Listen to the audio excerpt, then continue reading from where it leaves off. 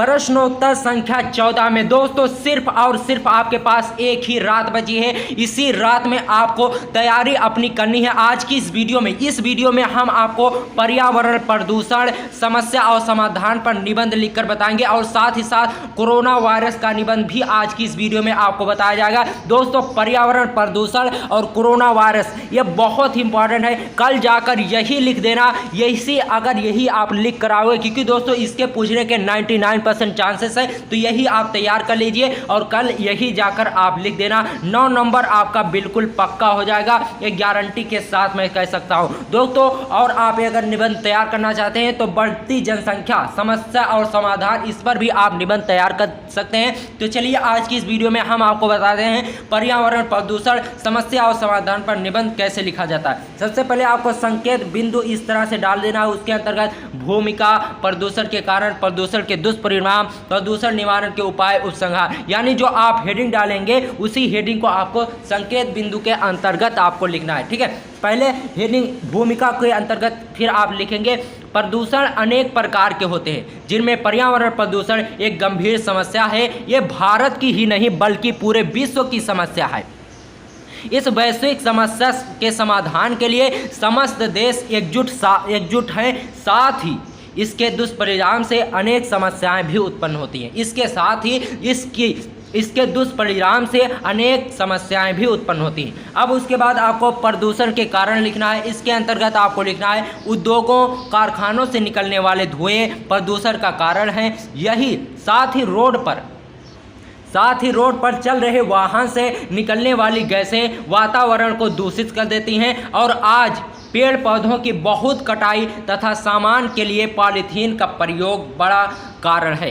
इन्हीं सब कारणों की वजह से प्रदूषण बढ़ रहा है। दोस्तों आजकल देख लीजिए कि पेड़ पौधों की बहुत अधिक कटाई होती है और पॉलीथीन का बहुत ज़्यादा उपयोग होता है। ये सब प्रदूषण के सबसे बड़े कारण हैं, तो इनसे हमें बचना चाहिए। ठीक है, और देखिए प्रदूषण के दुष्परिणाम में आपको क्या लिखना है, यानी इससे जो नुकसान होते हैं उसे आपको लिखना है। ठीक है, पर्यावरण प्रदूषण के कई दुष्परिणाम होते हैं। मानव स्वास्थ्य पर इसका गहरा दुष्परिणाम होता है।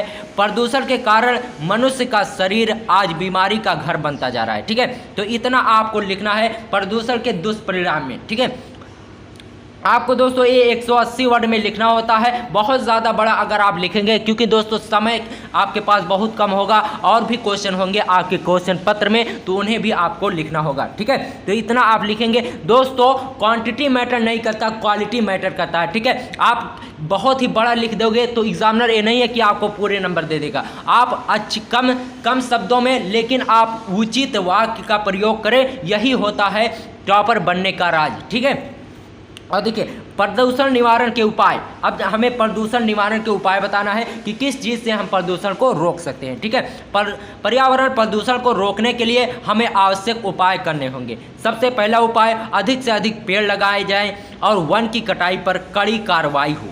अपने आसपास साफ सफाई रखना चाहिए। यही लिखना है आपका पर्यावरण प्रदूषण निवारण के उपाय में। ठीक है, और देखिए पॉलीथीन का उपयोग ना करें, धुआं रहित गाड़ी का प्रयोग करें और उद्योगों की स्थापना कम की जाए और खेती पर ज़्यादा ध्यान दी जाए, यानी कृषि पर ज़्यादा ध्यान दी जाए। जब कृषि पर ध्यान देंगे तो पेड़ पौधे जरूर लगाएंगे। इससे जो वातावरण होगा, जो पर्यावरण होगा वह शुद्ध होगा और उसका प्रदूषण नहीं होगा। अब उपसंहार यानी निष्कर्ष इसका लिखना होता है। उपसंहार में आपको क्या लिखना है, ठीक है, देख लीजिए।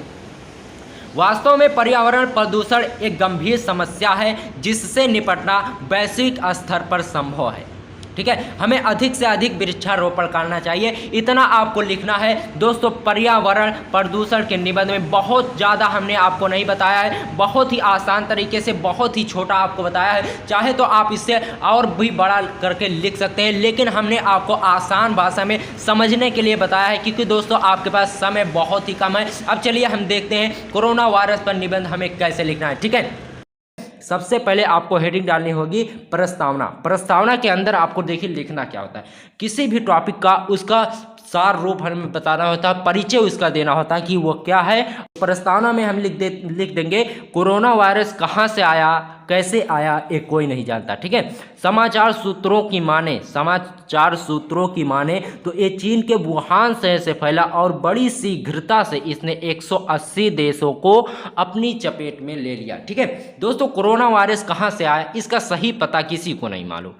बताया जाता है कि समाचार सूत्रों के मुताबिक मीडिया वालों ने बताया कि ये चीन के वुहान शहर से फैला और बड़ी ही जल्दी इसने 180 देशों को अपनी चपेट में लेकर लाखों लोगों की जान ले ली। ठीक है, लाखों लोगों की जान ले ली। 7 जनवरी 2020 को, ये डेट आप याद रखना, 7 जनवरी 2020 को चीन ने इस वायरस को विश्व स्वास्थ्य संगठन WHO, जो विश्व स्वास्थ्य संगठन वर्ल्ड हेल्थ ऑर्गेनाइजेशन को बताया। फिर WHO ने इसे महामारी का नाम दे दिया। ठीक है, अब देखिए हमें लिखना होगा, दूसरी हेडिंग डालनी होगी कोरोना वायरस के लक्षण। कोरोना वायरस के लक्षण में आप लोग को लिखना होगा कि जब किसी व्यक्ति को कोरोना हो जाता है तो उसमें क्या लक्षण दिखाई देते हैं। ठीक है, तो तेज बुखार ये कोरोना वायरस का लक्षण है, प्रमुख लक्षण है। गले में दर्द, सूखी खांसी और सांस लेने में तकलीफ, ये सब कोरोना वायरस के लक्षण है। और ये फेफड़ों को कमजोर कर देता है। ठीक है, फेफड़ों को कमजोर कर देता है और शरीर के सभी आंतरिक अंगों को नष्ट कर देता है। शरीर के जो अंदर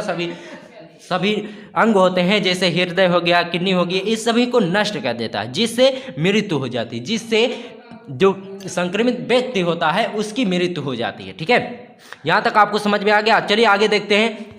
अब हमें लिखना होगा कोरोना वायरस कैसे फैलता है, ये कैसे फैलता है और हमें इसे जानना चाहिए कि कोरोना वायरस कैसे फैलता है। देखिए, कोरोना वायरस संक्रमित रोगी के छींकने से लोगों तक पहुंच जाता है। ठीक है, जो संक्रमित, जिसको कोरोना हुआ होता है, अगर वह कहीं पर छींकता तो वहां पर जो लोग होते हैं उनको भी कोरोना हो जाता है। ठीक है, संक्रमित मरीज से हाथ मिलाने पर और अपने संक्रमित जो मरीज जिसको कोरोना होता है उसे आप अगर उससे हाथ मिलाते हैं तो आपको भी कोरोना हो जाएगा।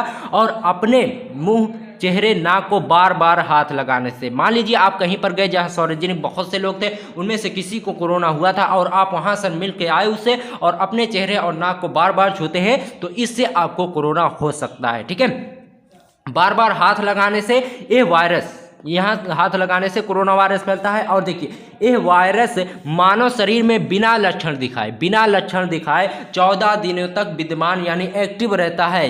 अगर किसी व्यक्ति को कोरोना हो गया तो उसे पता भी नहीं चलेगा और 14 दिनों तक उसके अंदर वह कोरोना रहेगा। ठीक है, अब देखिए कोरोना वायरस से बचने के उपाय, कोरोना वायरस से कैसे बचा जाए इसके उपाय को आपको लिखना होगा इसके अंदर। ठीक है, कोरोना वायरस से बचने के लिए हमेशा मास्क लगाना चाहिए, एक दूसरे से हाथ मिलाने से बचना चाहिए, सार्वजनिक स्थानों पर कम से कम 2 गज की दूरी होनी चाहिए। सार्वजनिक स्थान जहां लोग इकट्ठा होते हैं वहां कम से कम 2 गज की दूरी होनी चाहिए। ठीक है, और सैनिटाइजर का प्रयोग करना चाहिए और संक्रमित स्थानों पर लॉकडाउन लगाना चाहिए। ठीक है, इतना आपको लिखना होता है निबंध में कोरोना वायरस के। अब देखिए, या इतना अगर आप लिखते हैं तो आपका काम हो गया। अब आपको सबसे मोस्ट इंपॉर्टेंट जो हेडिंग है तो ये निष्कर्ष, इंट्रोडक्शन यानी जो प्रस्तावना होती है और निष्कर्ष, यही 2 चीज़ें एग्जामिनर अपनी बोर्ड एग्जाम की आपकी कॉपी में देखेगा। तो इस सब चीज़ों को आप बहुत ही अच्छे तरीके से लिखना। निष्कर्ष में आपको लिखना होगा कोरोना एक वैश्विक महामारी है, इसे गंभीरता से समझना चाहिए। बहुत लोग इसे हल्के में लेते हैं कि कोरोना क्या होगा, कोरोना बहुत ही गंभीर बीमारी है, इसे हमें गंभीरता से लेना चाहिए। ठीक है, और इससे बचाव के नियमों का पालन करना चाहिए। ठीक है, इससे बचाव के जो नियम बनाए जाते हैं सरकार द्वारा उन नियमों को हमें पालन करना चाहिए, कोरोना की गाइडलाइंस को। ठीक है, तो इतना आप अगर लिख देते हैं तो 9 नंबर आपको बिल्कुल पक्का हो जाएगा। हमने ना बहुत बड़ा लिखा और ना ही बहुत छोटा, 180 वर्ड में आपको लिखना होता है। तो 180 वर्ड उम्मीद हमें लगता है ये 180 वर्ड से कम नहीं होगा बल्कि 1-2 शब्द ज़्यादा ही होगा। ठीक है, तो अगर आपको ये वीडियो पसंद आई हो तो वीडियो को लाइक करना और चैनल पर नए आए हैं तो चैनल को सब्सक्राइब करना। मिलते हैं आपसे किसी और वीडियो में, तब तक के लिए गुड बाय, जय हिंद, जय।